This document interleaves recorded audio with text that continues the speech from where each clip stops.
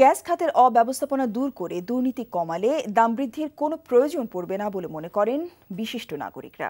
সকালে ঢাকা রিপোর্টার্স ইউনিটিতে নাগরিক সমাজ আয়োজিত গ্যাসের দাম বৃদ্ধি না করার ঘোষণা এবং এ খাতের উন্নয়নে নাগরিক ভাবনা শীর্ষক গোলটেবিল আলোচনায় এমন মন্তব্য করেন তারা। তারপরও অযৌক্তিকভাবে গ্যাসের দাম বৃদ্ধির ঘোষণা দিলে হরতাল দেবার হুঁশিয়ারি দেওয়া হয় এই আলোচনায়। রিপোর্ট করছেন রকুনউদ্দিন।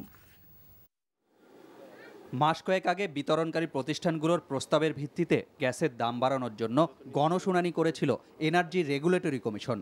সেখানে দাম না বাড়িয়ে উল্টো কমানোর পক্ষে যুক্তি তুলে ধরেছিলেন ভোক্তাদের সংগঠন ক্যাবের প্রতিনিধি।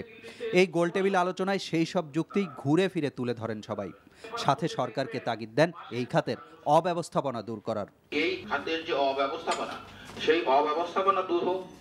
এই খাতের যে অপচয়, সেটা দূর করলে সেটা অনেকটা উপকৃত হয় জাতি।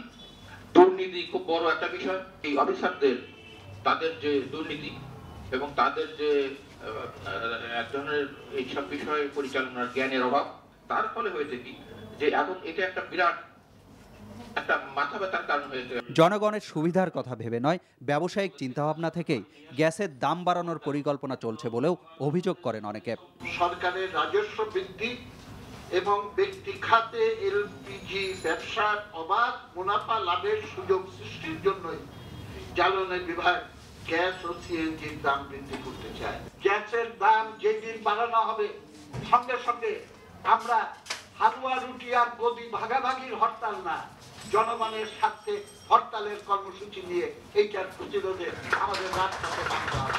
গ্যাসের মূল্য বৃদ্ধির জন্য তো সরকার গণশুনানি করে, আপনারা একটা পাল্টা গণশুনানি করেন।